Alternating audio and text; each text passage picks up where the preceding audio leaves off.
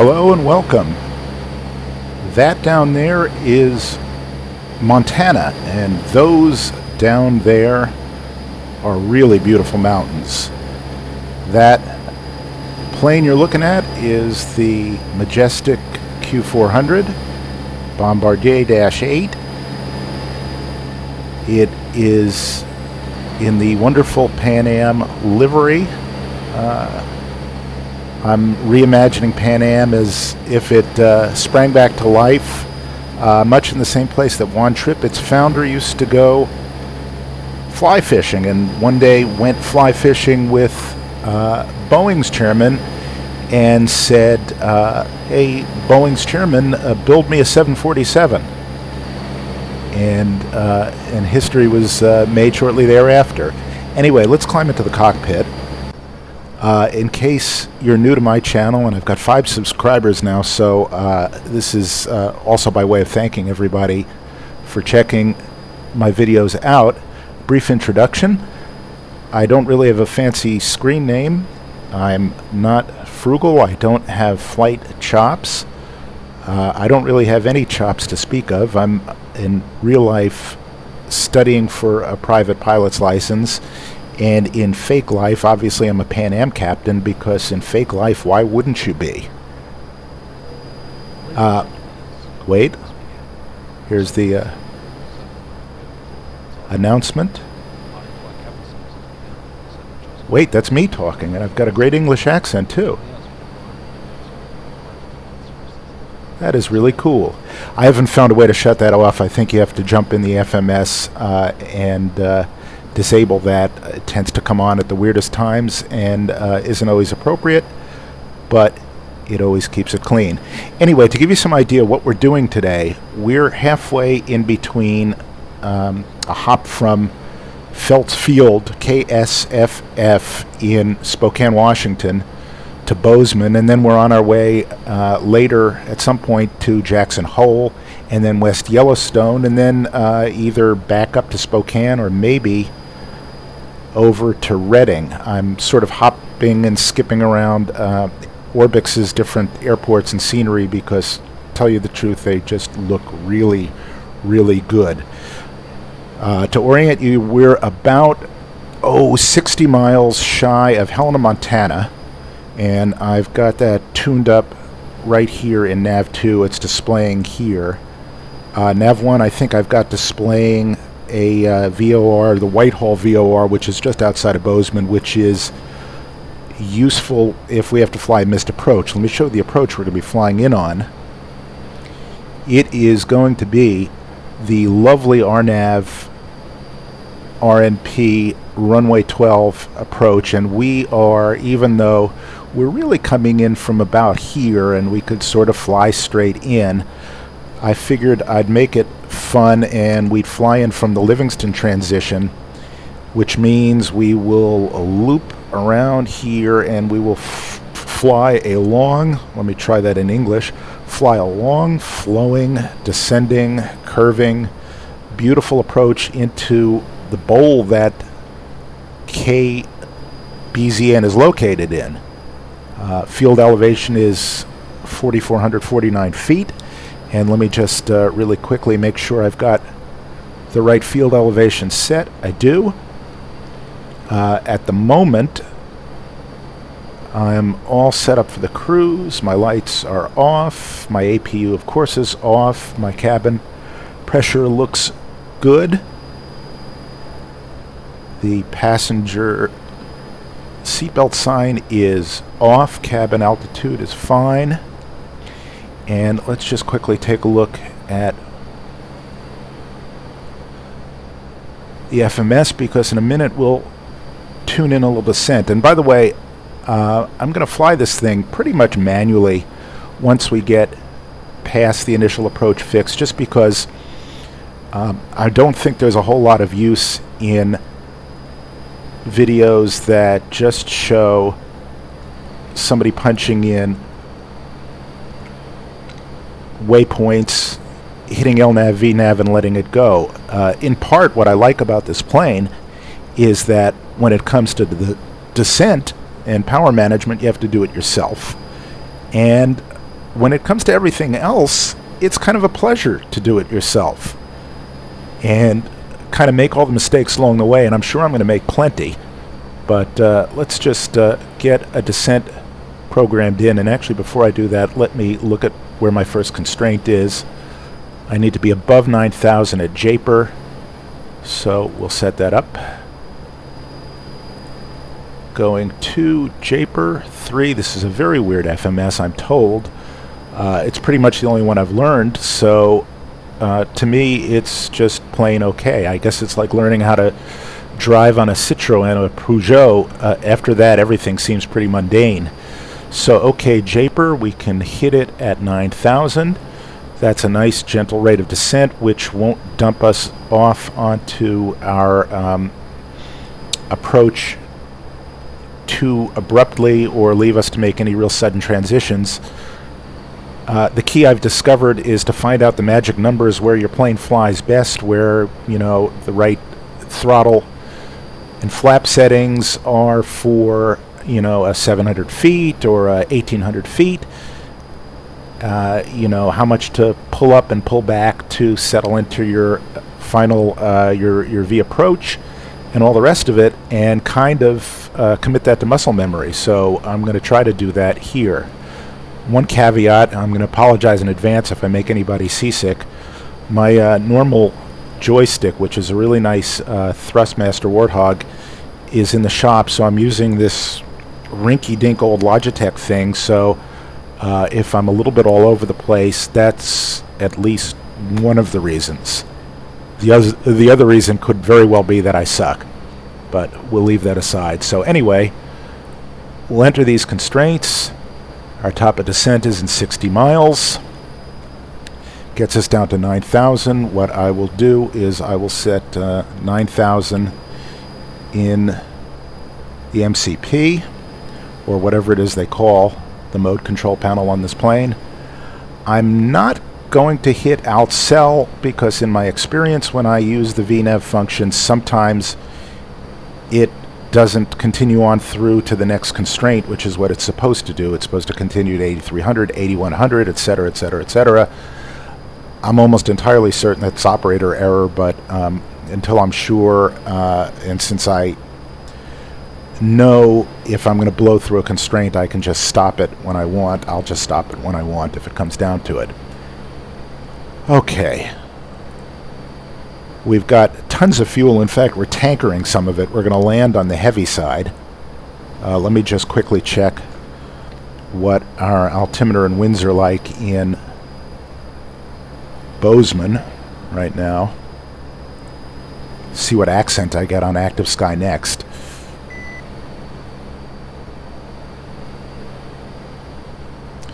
And it's funny, I don't. I wonder if that's because I don't have a flight plan plugged in. I don't, so here we go. Just gonna Kilo Bravo Zulu November airport information Delta 0256 Zulu weather wind 149er at 10 visibility 10 sky clear temperature 14 dew point 2 at Kilo Bravo Zulu November airport information Echo 0256 Zulu weather wind 149er at 10 visibility 10 sky clear temperature 14 dew point 2 altimeter 3004 advise on initial contact. You have information Echo Kilo Bravo Zulu November airport information. Okay, 3004, and it's information Echo when we call in, which of course we're not, because we're not on VATSIM or Pilot Edge. But let's put this in our standby, and that way when we come through our transition altitude, we will switch over to that, or we'll switch over to something localer or more local or something or other on our way down. So there's our top of descent, which is now 40, about 50 miles and change out. While I'm at it, I'll use a little handy dandy Lewis script here to calculate our V speeds, and I don't think it's right. I know it gets the V ref right, but it doesn't get the V climb right, as you'll see. Let me just show you what it does. What you do is it calculates your current weight, which is close enough for jazz, and the flaps you intend to use. It doesn't really correct for altitude, and I don't think it corrects for wind speed, but it gets you in the ballpark. So here we go. Hit that. I tell it I want to use flaps 15, and it pops in 121 and 122, and I know the 122 is about right, and I know that my V-climb is about 15 to 18 knots higher than that, so let's just do that.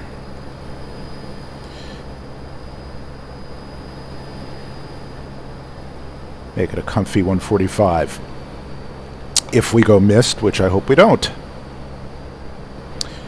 Alright, what I've got set is my MDA at 5550, which is 1,000 feet above field elevation. That's not for approach purposes, that's for climb out purposes. That's in case I do a miss, that's where I would reduce the props back to climb on the way back out.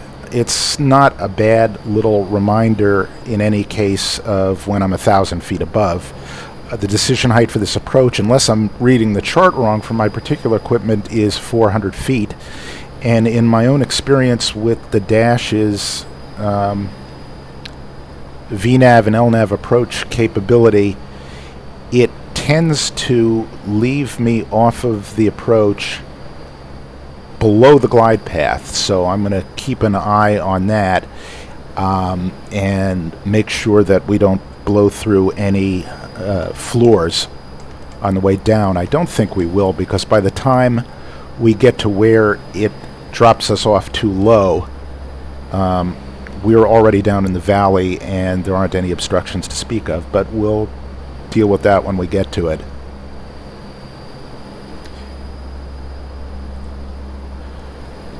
Okay, so we are now 80 miles from Livingston. We're about 30 miles from our top of descent, and let me just show you what's going to happen at Livingston.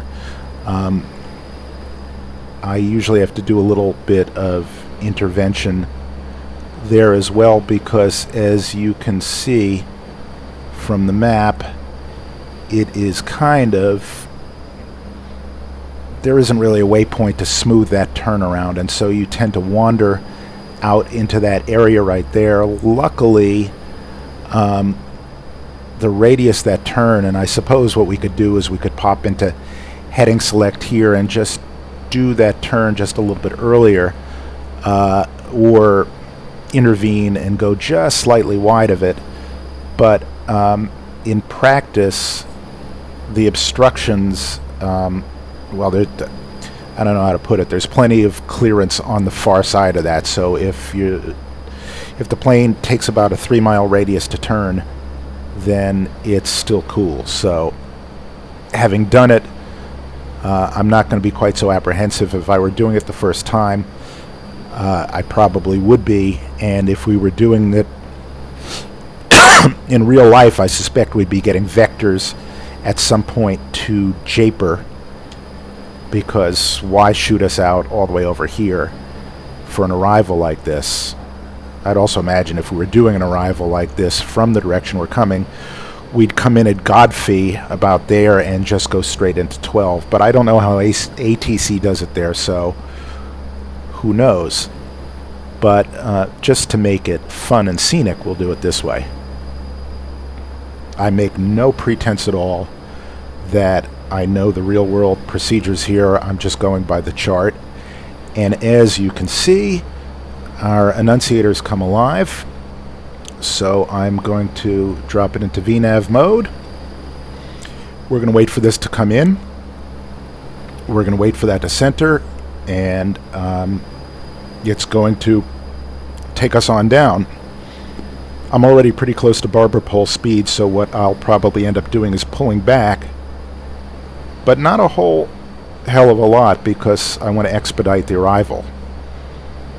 So as you can see, our needle here is flipped. We're away from Helena, so what I'm going to do as a backup is I'm also going to plug in our ILS, so I will have basically this as my backup, because more or less the RNP approach mimics this DME arc in any case, so I'll always have the ILS needle there for guidance. So if it all goes to that place where hand baskets go, then we'll be covered. Or if we have to accept the ILS approach at the last minute, we're also covered. So what I'm going to do is flip my nav 1 over. It's already in the localizer frequency, which is, no, it is not. It needs to be in 109.3, so we'll do that.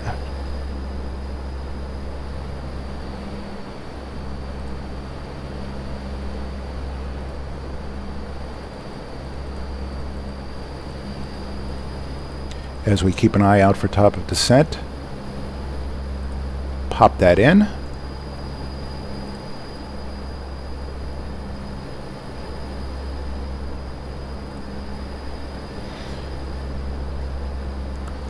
And we're coming up on top of descent right there.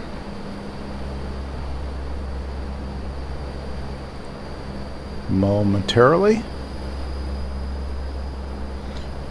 We'll pull back on the throttles a little bit, and then we'll have to, excuse me as I adjust my mic, we'll probably have to retrim the rudder, because when you do anything on the dash you have to retrim the rudder. Okay, the needle's coming in. We're going down to 9,000, which is our first constraint. It enunciates. Down we go. As a little cross check, I'm going to see if this hits 1.2 for 1,200 feet per minute. See our speed trend climbing, so I'm just going to come back a little bit. And notice our rudder trim drifting off. Somebody wrote somewhere, and I think it was a real dash pilot, that basically the yaw damper on a dash exists so that there's one extra light on this panel. It's not a very effective yaw damper, was the takeaway.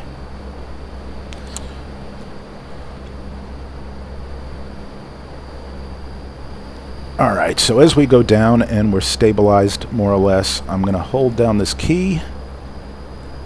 I'm going to look at our localizer, and it is picking it up, because we're going to shoot across it and set my course, which is 123. We're going to have about a 10 knot headwind, or slightly right crosswind. And we'll see what we can see. There are also some speed constraints once we get into the valley, and that is going to be right here at Kasri, max 180 knots. We want to be going at about that anyway, so it shouldn't be any significant problem. Bring our scale down a little bit. I'm going to babysit our VNAV, and it is fine.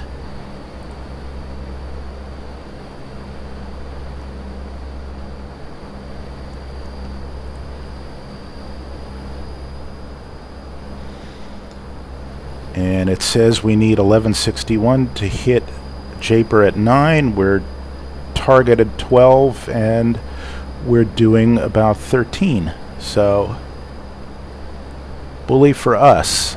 It's probably making those little adjustments because we're getting pushed from behind, so that's effectively increasing our ground speed, which means we have to descend a little bit more steeply at some points.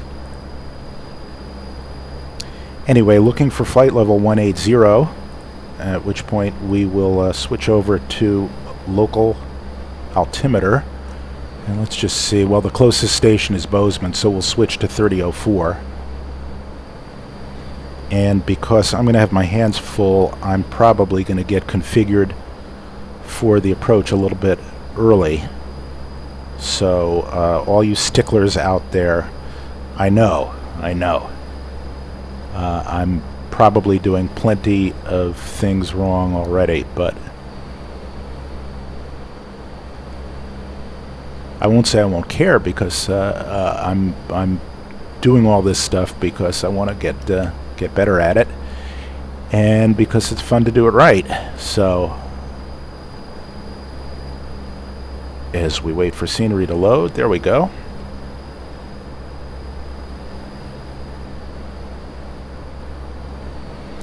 Let me also switch over my VOR2 to Whitehall, because I don't really need Helena anymore. I'm going to need Whitehall over here in case I have to fly mist.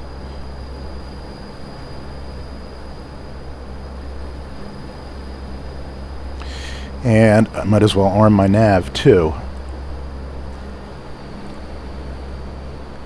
And I'm not going to activate it, because then it gives me vectors to go jump right onto the final approach fix, which I do not want to do.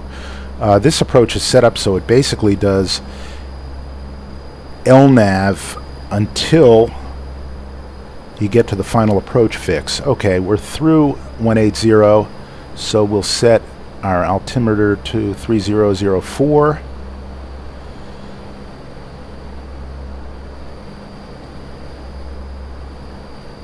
And we're 23 miles from our turn. Excuse me, hit the mic.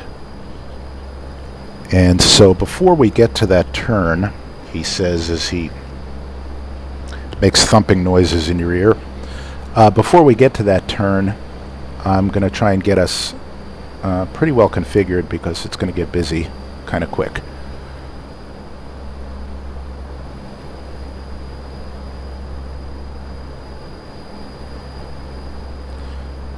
So briefly, here's what we're going to do. Going to burn a little extra battery power right there. We're going to make sure our electrics are okay. Our cabin pressure is descending. It is. Our APU is off, and it's been off. Our landing altitude is correct. I'm going to leave the bleeds for a minute, but what will happen is they will come to min, and we're going to do a reduced noise profile landing. I'm going to turn on the fasten seatbelt signs now, get everybody seated.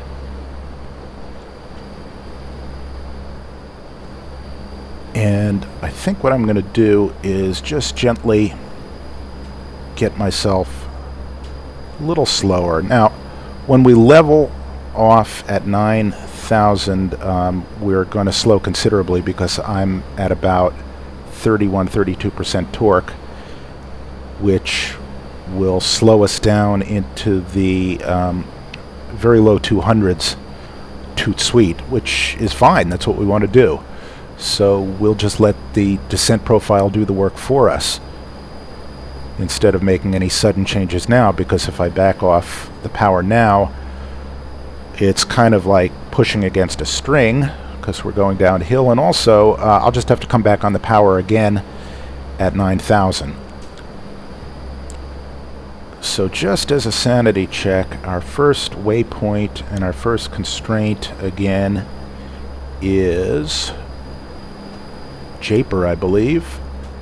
And at Japer we have to be at 9. I think we have to be above 11 at Livingston, which we're going to be comfortably. And you'll see when we make that turn at Livingston, the VNAV profile is going to go a little bit bananas, because it doesn't quite know what to do.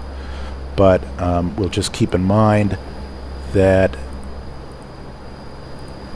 we want to be Japer at 9. If I were really being persnickety, I probably would have forced an 11 at Livingston to make this next segment just a little bit less sharp, but it's 23 miles to get down an extra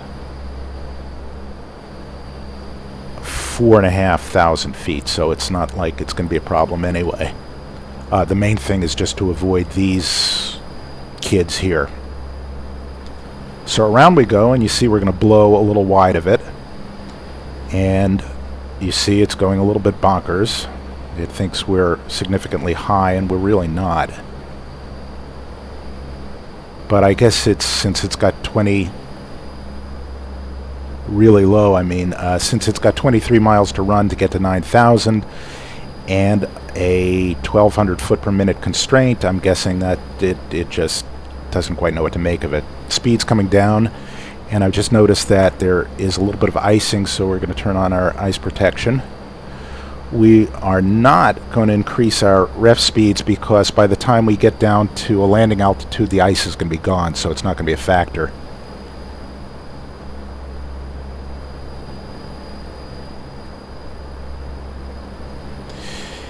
And again, in the name of getting configured a little bit early, I'm going to turn on our boost pumps and our auxiliary hydraulics and our power transfer unit. I'm going to make sure that I'm set right for flaps in my GPWS so it doesn't bark and beep at me. You notice we're just a little deviated from track, and that's okay. You can see it's displaying here on the HSI because we're going to undeviate toot sweet. And what I'm going to do is I'm going to let George fly this until Japer, and then at Japer I'm going to take over, and we'll see how that goes. First, I'm just watching to make sure it re-intercepts the track, it re-intercepts the VNAV path. So far, so good. And the nice lady's saying, sit the hell down.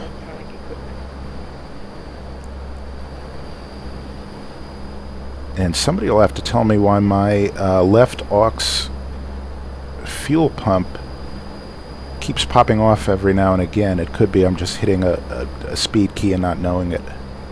But there we are. Check our approach. I know from experience this is not going to even activate and display as an LNAV approach until the final approach fix, so it hardly matters. I'm using the regular LNAV guidance to get me up to that point.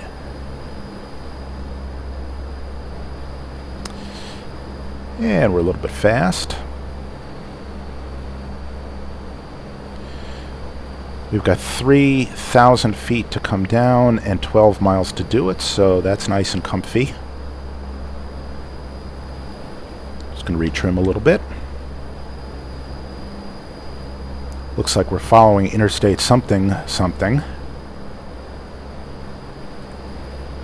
And what we're going to be doing is basically shooting out down that way and around through here behind us, landing in the opposite direction. And as you'll see in a minute, it is just damn pretty.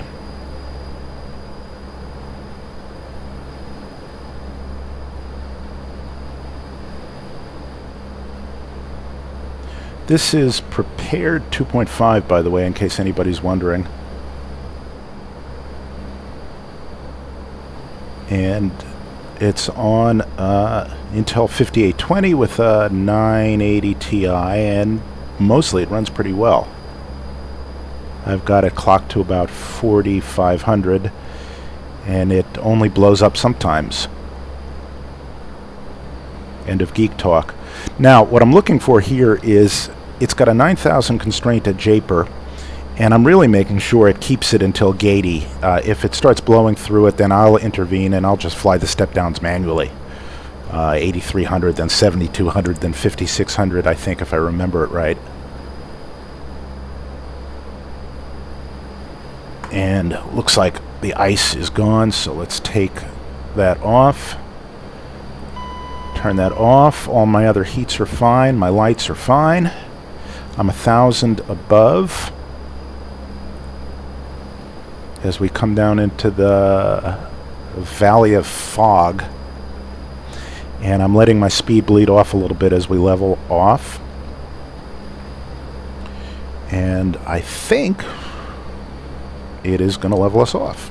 It is going to level us off. Once it has, I will flip our props to max, and I'll be starting to feed in flaps.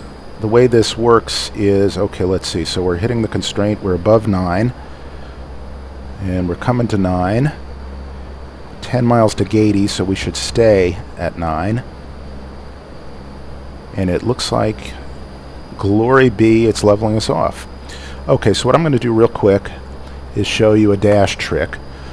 What this button does is it lets you land with the props at 850, but if you jam the throttles forward on go around, it will automatically advance them. So you just hit this, you wait for that to enunciate, you move your levers forward, you see the bleeds light up because it needs the bleeds to be at min, and they are, and that pretty much completes our landing checklist, or at least our approach checklist.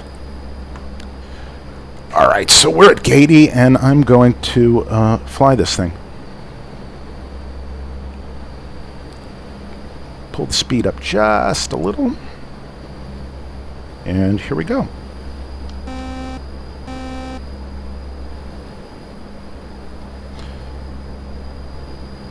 We will apologize in advance for my pukey ride here with my little crappy stick and my subpar flying skills. Get us trimmed out. Put in the first stage of flaps. And basically that's all you can do until you bring your gear down, and I don't really want to do it yet. You can defeat the warning enunciator, but I'm not going to do that. As you can see, we floated above our constraint, which in the grand scheme of things is not a tragedy because we're going to have a decent way to get down, but I want to at least get into a stable descent.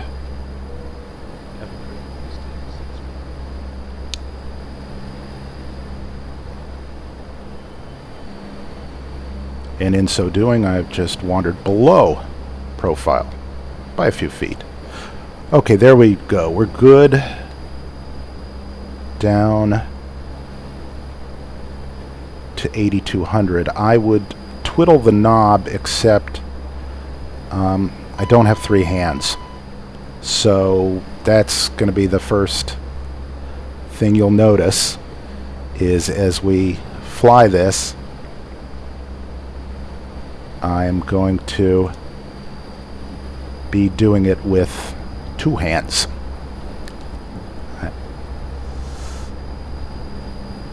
Okay, so our next constraint is 8,300.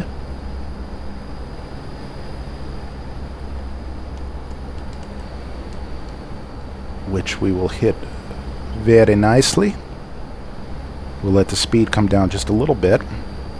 My final approach power setting will be about 14 to 17%. And that should let us just bleed our way down to VREF plus about 3 or 4.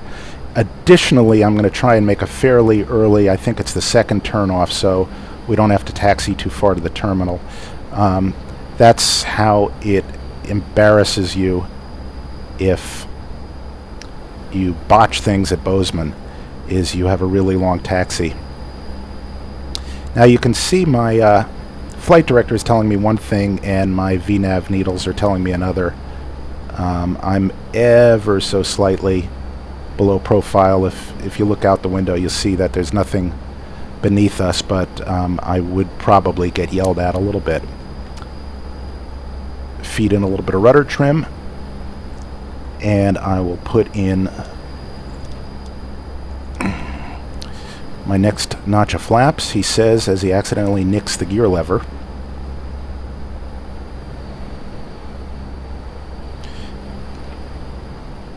Normally in a real dash, they generally put in the last 2 flaps, 2 notches of flaps together, but because I just want to gently ease us down a little bit, and I was just slightly above the flap 15 speed, decided to do it one notch at a time. So we've recaptured VNAV, and let me just switch that to, but it's not really going to enunciate that because I've got my altitude selected to an altitude above that, so it's just going to say pitch hold because that's what it defaults to when you've screwed something up and it's the least bad thing it can do.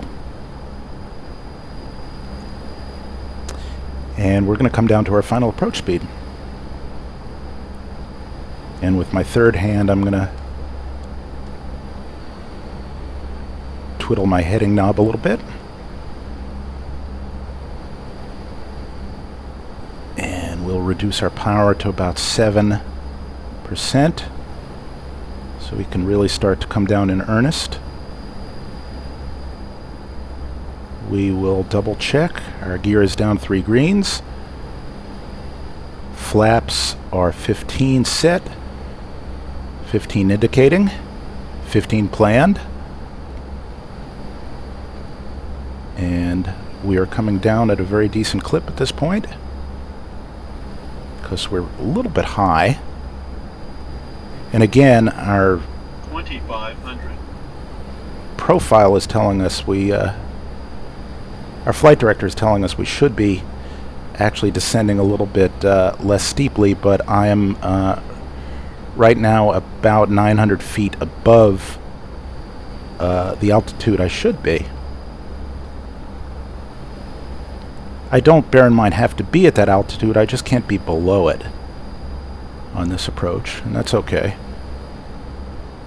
Alright, so as we come onto profile, I will retrim,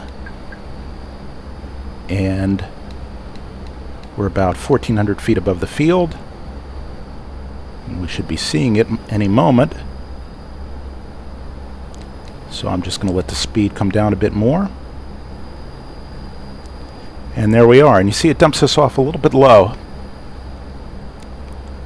So I'm going to intervene at this point and fly a circling approach of sorts. 1000. Bring my speed down, doing it, which is good. And you see now it switches the RNAV approach, and now it tells us we're low, which naturally it should.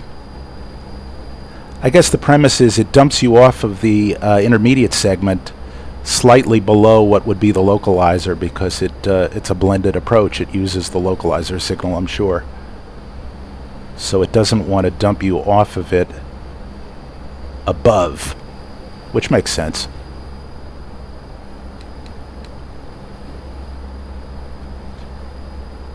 Alright, I'm at about 17% torque. I'm going to give it a little more juice, flatten out the approach a little bit. I'm just going to take away my flight director needles there. And come on profile in 1 second, and I'll roll back the throttles just a little bit. Plus 100. Plus 100. And we're going over some hills. Plus 100. Plus 100. Yes, I know. Plus 100.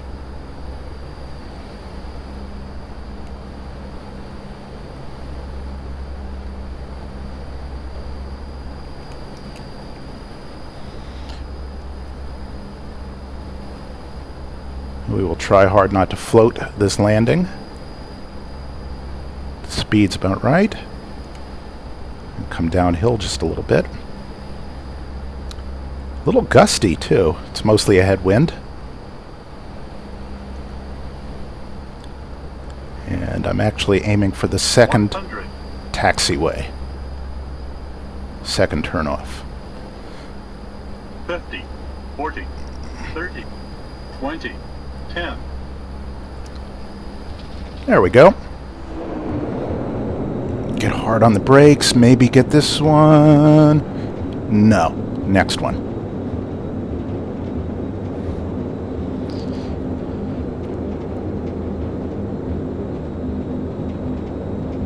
and welcome to Bozeman, where the local time is very local indeed.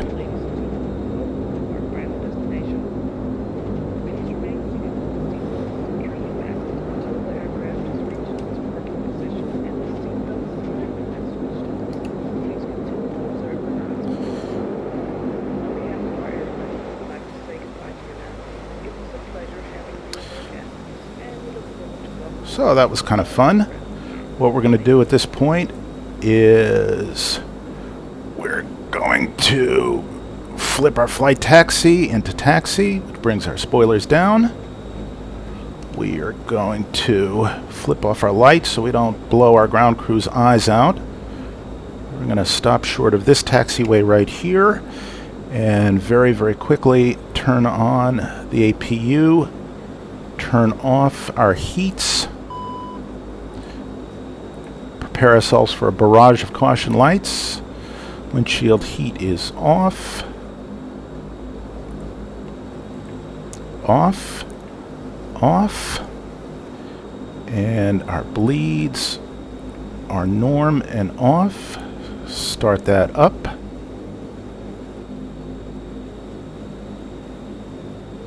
Check for fuel flow. It's open. Turn our gens on.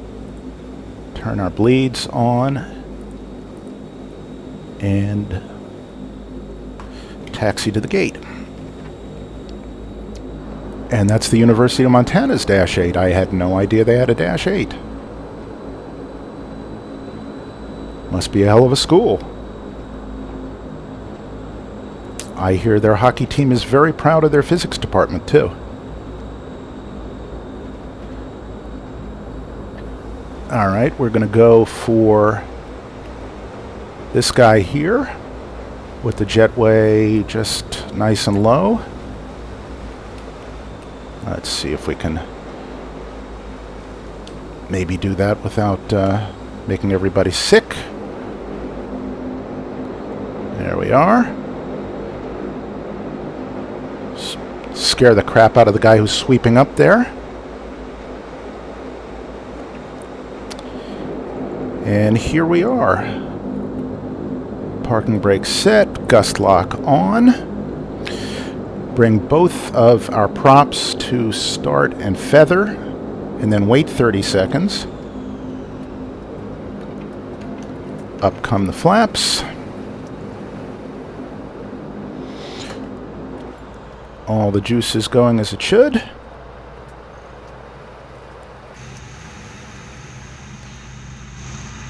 And we will pop outside. We'll shut down the number 1 engine first. We'll open the door. We'll shut down number 2 engine, come back inside, and let everybody go. And watch them flee. Anyway, thanks for watching if you stuck with it through all of this, and please tell me what you liked, tell me what you didn't like, tell me how I'm a horse's ass. Just don't leave it at I'm a horse's ass. Tell me how, because I actually want to get better at this, and I have an enormous amount of fun doing it and an enormous amount of fun getting feedback from it. So I look forward to hearing from everybody, and I think my next flight is going to be from here to Jackson Hole, Wyoming, which is another beautiful scenic approach through really nice territory, and it's a short little hop, so hope to see you all soon. Bye-bye.